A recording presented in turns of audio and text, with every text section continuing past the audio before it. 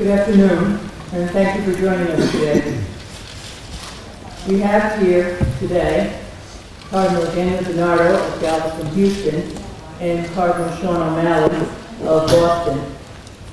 The procedure is going to be each of the cardinals will make a statement, and then we'll open it to questions. Cardinal O'Malley? Certainly. Well, this week we have begun the congregation, general congregation. Oh, do we have one? Which one? Oh, there we go. Is that better? This week we are in the general congregations, which is an opportunity for all of the cardinals to share their ideas concerning the situation of the church throughout the world and possible needs of the church going forward, particularly as we prepare to elect a new Holy Father. Yesterday we took our oath of confidentiality. We're not free to talk about the content of our discussions there. It's an opportunity for us to hear also from the retired cardinals who have a wealth of experience, and they will not be coming into the conclave, so it's an opportunity for them to share those ideas with us. Today, as a group, we sent a message to a retired Holy Father called Benedict, thanking him for his wonderful, generous ministry to the church for the last 10 years. We are still waiting for all of the cardinal electors to be present. The Holy Father, before retiring, authorized the electors to set a date for the conclave that might differ from the 15 days that are provided in the legislation. But in order to do that, we must wait until all the electors are present.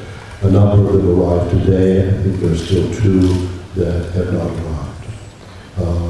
It was decided today that we wanted to have the opportunity to pray together. Tomorrow we will have a holy hour at the Basilica, which is be open to the public at 5 o'clock, praying for the help of the Holy Spirit to guide us in these deliberations and these conversations. Thank you.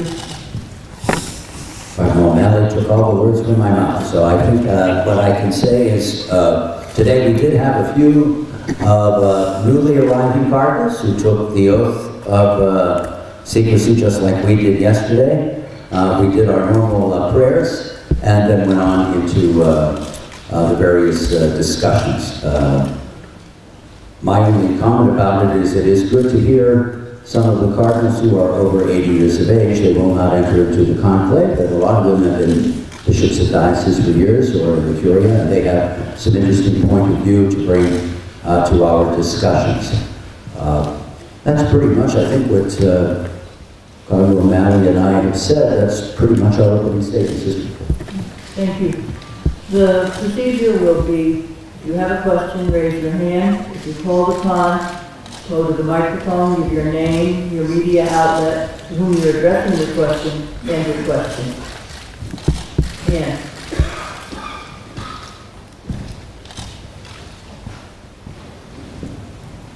Ann Rogers from the Pittsburgh Press-Gazette, to either one of the 2 fine former Pittsburghers.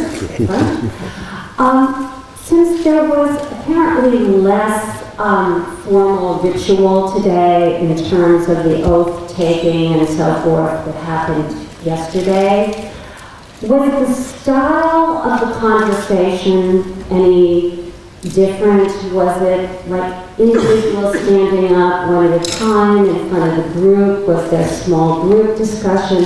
What form did your conversations take? Actually, it was a series of interventions of cardinals who had asked to speak, and that was the format this morning. I'm not sure that we will continue with the same format going forward, but that's what took place at today's congregation. The other thing that happens is there is a coffee break, and midway through, I think it's at the coffee break where you can get some individual conversations that go on.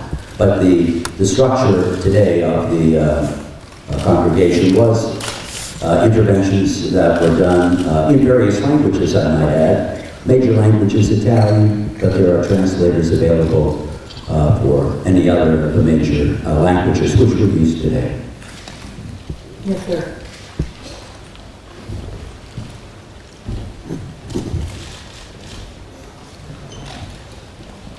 Hello, James Bowen from the Times of London. I'm actually American, but my accent shows me. You said correctly that the Constitution, as changed, requires all the cardinals to be there in order to make the decision about the date of the conclave. I wonder how the issue is being addressed of the cardinals who are not coming. One of them obviously is an Indonesian who says in health. There's also the Scottish cardinal who's not coming for other reasons. And I wonder, can you explain to us how that's being handled? Because on paper it would seem that without him it's not possible to make a decision about the date of conclave. Has there been some kind of formal notification that he's no longer to be considered a cardinal elect, or how is that? Can you explain to us how that case of Cardinal O'Brien is being handled? Well, my supposition is that those cardinals have been excused, and we're talking about electors who have not been excused and are expected to be a part of the conclave. It's my understanding. Yes, which the head, the Camerlengo, or whatever, the dean, I guess, would make an announcement. There are cardinals who are over 80 who are not required to come, but have sent their regrets that they cannot come. So in addition, there are some electors who are still being awaited. I have to admit, Cardinal Manning, I'm not sure how many there are, but there are far less now than the other two. I've heard two, but we're not. Maybe one from Vietnam. One perhaps from Vietnam, and that seems to be the. But there'd be no notification formally that Cardinal O'Brien, who's said publicly he's not coming, there'd be no notification to the Cardinal that he doesn't count in terms of the required quorum to make a decision. Wouldn't necessarily, insofar as they just tell us who are eligible to vote now, and I think it's 115, if I'm not mistaken. So I presume that those who are not making up 115, they're trying to find out about. But that's the way it was announced to us. Yes, please.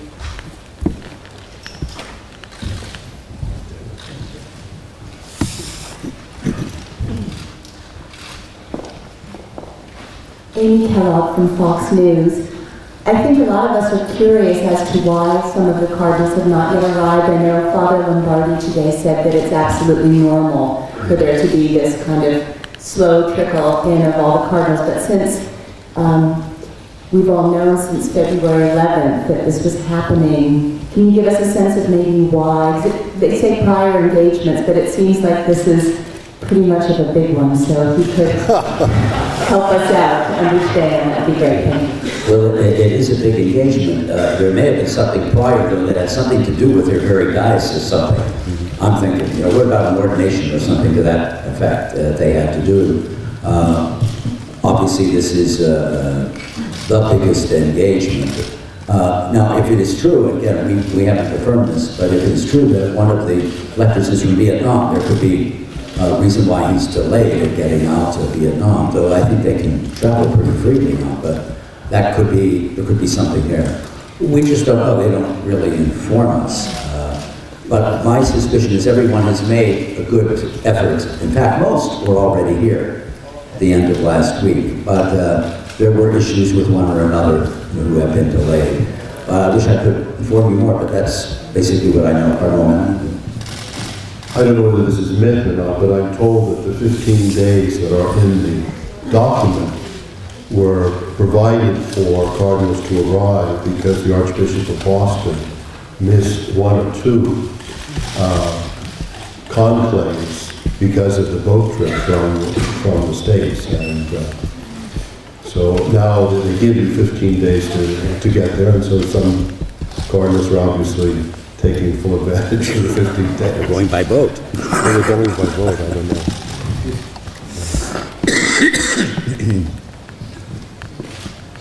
Una pregunta en español para el cardenal March. De llegar los cardenales que faltan, ¿cuán rápido cree usted que van a tener una fecha para el conclave?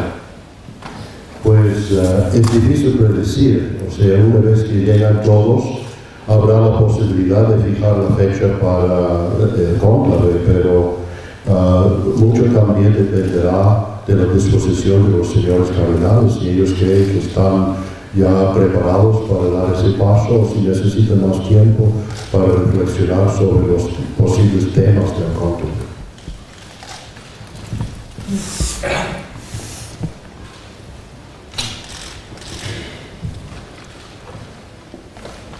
Nicole Winfield from the Associated Press.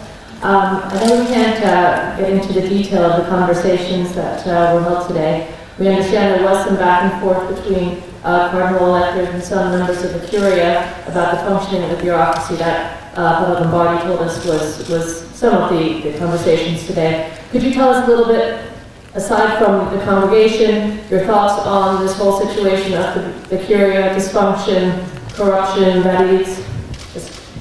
Your thoughts on what you want to know? Well, I don't want to make any comments about what happened today because that's part of our not speaking, but in general, I think that I would speak for myself that we need to look attentively in recent years of the work of the curia. My take on part of it is even for the curia, for the various offices, to be in contact with each other. That's always an important issue, it seems to me, and may be a helpful thing to look at. Beyond that, I would simply say the curia is there at service to the Holy Father. That's basically what they're there for. They're to speak and deal with things in service to the Holy Father, and I would add in service to the local churches, and that's always an ongoing thing. You're always going to have to work on that. Well, there is certainly a lot of reflection going on throughout the Catholic world about the governance of the Church and how to improve it and how to make the Holy Father's ministry more effective and supported by the bureaucracy of the Holy See.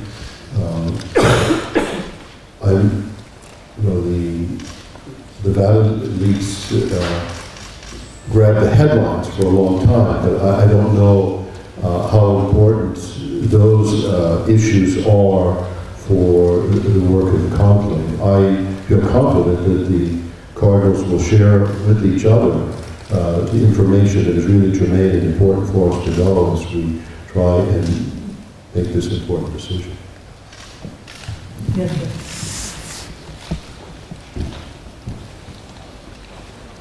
Alan Krzyzewski from ABCTV in Chicago.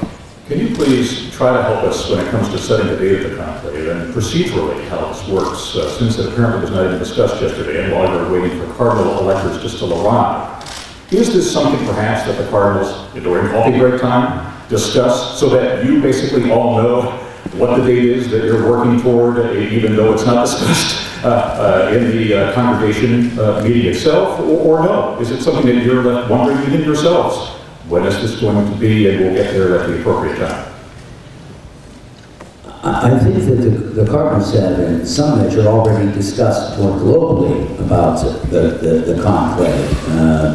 I think once all of the cardinal electors are there, it will spontaneously be generated in the everyday congregations as we're meeting, and an appropriate discussion will no doubt happen. Well, when do we do it then? And I think that's when you'll get a variety of points of view from the cardinals, and at some point I believe it would be the dean that would take some kind of vote of us to see where we are on this particular issue. But it's been around, sir, I can tell you that, but because if the electors aren't all there, why bother, until they're all here and you can do something. But it has already been brought up, so that means that, we're certainly considering it, and it may be that in small groups, some of the cardinals are mentioning, well, a given date or a given time frame. You have to remember that these general congregations are there to help the cardinals understand a little bit about the dimensions of what's going on in the church worldwide and even locally. And For some, they want more discussion about these issues. There may be other cardinals that are perhaps a little more impatient. I remember just seeing yesterday with Cardinal George, those of us who have dioceses around the world or in the United States, we would want to make sure there's plenty of time to discuss, but we also want to get a voting on the Holy Father so we can get back to for Holy Week in our diocese. If you know anything about the United States and during Holy Week, it's a pretty busy, significant time. So. Yes, sir.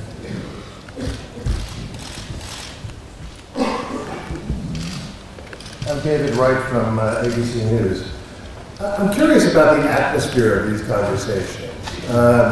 Is it mostly the older guys sharing their experience, or the younger guys sort of putting themselves forward? What language does it take place in? And you know, is it like a campaign event, or is it like a sort of academic seminar? Are there translators?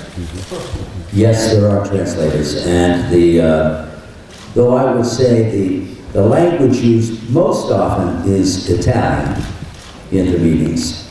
Other languages are certainly used, all the major languages, Spanish, English, French, so that a wide variety of languages, because there's translators available, are used. And the interventions are just like the persons who make the interventions. Some are, how shall I phrase it, maybe a little more scholarly. Others are, excuse the expression, a little journalistic. You know, they may come out, you know, just with some points.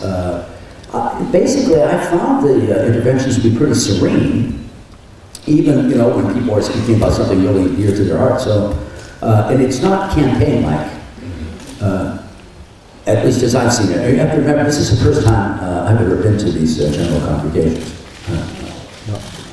I would say it's very much akin to the atmosphere that you would find in any of the synods of bishops, if you've ever been at one of those or seen one of those.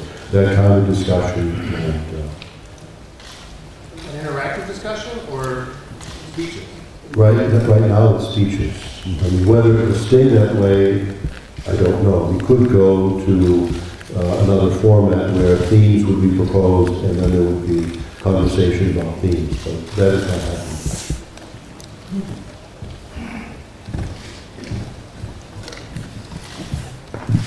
Hi, my name is Estefania Aguirre from EWTN. This is a question for Cardinal Seán in Spanish. ¿Me podría decir, por favor, cuáles son los problemas principales de los hispanoparlantes católicos en Estados Unidos y en Latinoamérica que los cardenales posiblemente deberían estar discutiendo estos días? Gracias. Pues claro, realmente el primer desafío sería la transmisión de la fe y por eso se necesita ministros del Evangelio, agentes de pastoral, sacerdotes. Tenemos una escasez de vocaciones muy seria, tanto en los Estados Unidos como en Latinoamérica, y estoy seguro que los señores cardenales están muy conscientes de eso. En otras partes, la falta de recursos para la misión de la Iglesia, la cuestión de la inmigración es algo que para todos nosotros es muy importante, ¿no? Porque tenemos millares de hispanos, por ejemplo, en los Estados Unidos, que están indocumentados. Algunos de ellos están lejos de sus familiares, con todas las amenazas que eso representa para la vida familiar.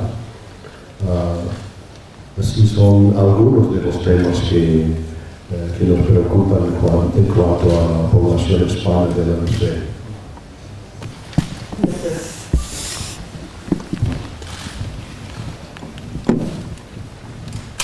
Benedict at CNN. This is the third press conference that the North American College has hosted since last Thursday. At the same time, many of the cardinals are very tight-lipped. Why are you doing this 3 times already since last Thursday? What is the philosophy behind this willingness to speak to so many of us? Well, I'll let you try it. I would think one thing is that this is perhaps more normal in the United States. to do this than it might be in other places. I can't speak for others, but it is perhaps more normal. It's also a way, we want to make sure that that we are able to speak to people without giving away anything that we are not supposed to, as far as we want to honor the confidentiality of the discussions. But at the same time, to let people know, I mean, true, but also letting our own folks know at home that we are meeting day by day. There are, you know, interesting things happening. We're moving ahead. It's that kind of thing. Maybe that's more American. It's the only thing I can think of. Obviously, there's great interest in what is happening here. Unfortunately, there's no dramatic developments in the last 24 hours that we can share with you, but we're trying to help people to have a greater understanding of what the process is and the procedures and background information. Right now, I think that's about all we can share with you, but we're happy to try and do that. Mr. Harwood.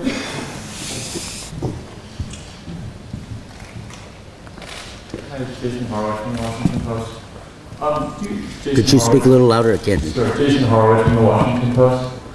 Do you have the sense that back to the time of when the conclave will start, that that there's also kind of a political dimension to when it might start, in the sense that if it starts earlier, it might benefit some who are better known, and if it starts later, it might benefit some who are lesser known, if there's a chance for someone to emerge?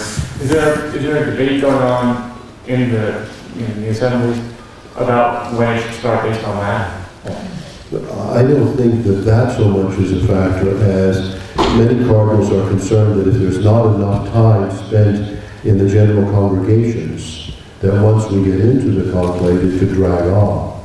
I think the preference would be to have enough discussions previous, that when people go to the conclave, they already sort of have a pretty clear idea of who they're going to vote for at that point. And if you cut short the discussion beforehand, the conclave then could go on, and we really would prefer to have the discussions and a lot of that preparation done beforehand.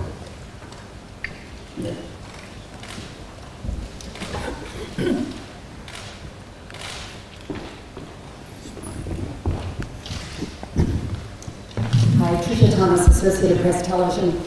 When Pope Benedict XVI resigned, he said he was going to live hidden from the world. We already know about how he slept the first night, a little bit about what he's doing, and we know that you've sent him a message.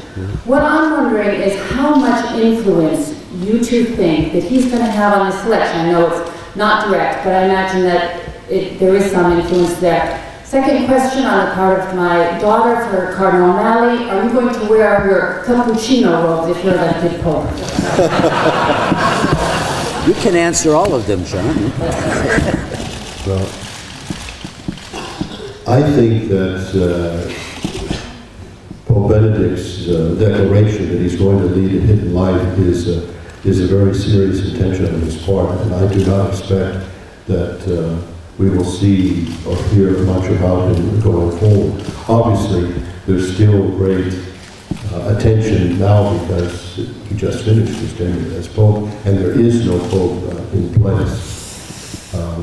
As far as your daughter's concerned, I have worn this uniform for over 40 years, and I presume I will wear it till I will die. And because I don't expect to be elected Pope, so it's not I don't expect to have a change of wardrobe. As far as Pope Benedict is concerned, part of this is because of yourselves, the media, I think, too. And part of it is if the letters I received before coming here, and even as I've gotten some since being here, there's a lot of affection for Pope Benedict XVI. Whatever may be, people in the media, whatever is the criticism, on the part of the people in my archdiocese in Galveston-Houston, it's a huge amount of affection. So they'd like to just say they're praying for him. Now, if the influence of Pope Benedict is from that, people praying, perhaps it will be. But anyone who's ever met Pope Benedict, I think, Cardinal Seán would agree with me. He's a very shy and a very quiet person. And as he has moved into this life of prayer and all, he will be off the stage and is not interested at all in dealing with the kind of, and there would be influence that he would have theologically insofar as he's a very fine, brilliant theologian, but from the point of view of that influence, you know, that we would probably state as political, I just, knowing him, that won't happen.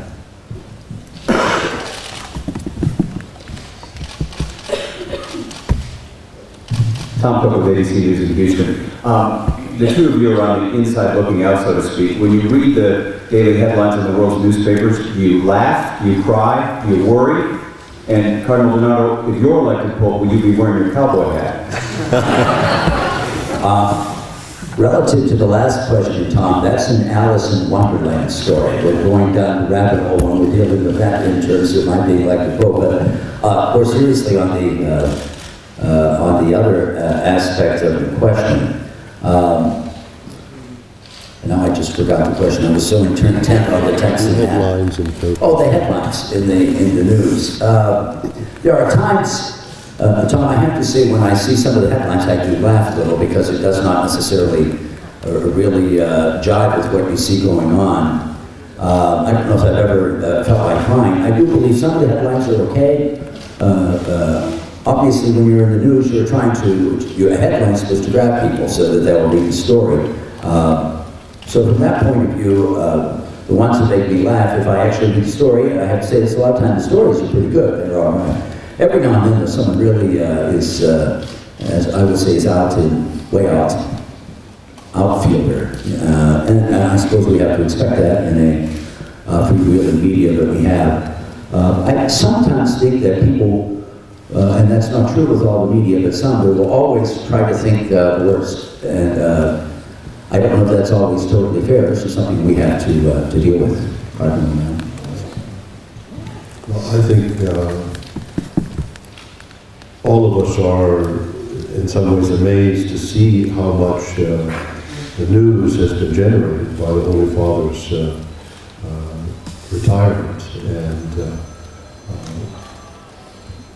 And I think that a lot of the articles that are being written are very reflective, and I think they've helped me to be able to understand more the import of this movement, of this moment in our history. Not that I agree with everything that I read in newspapers, but it is, I think, in great part, a lot of the reflection that is going on in our own Catholic community is what you see also being reflected in the news services, because obviously people are interviewing the bishops and the priests of the Catholic faithful and distilling from that a lot of the themes that all of us are reflecting on praying over these days. Well,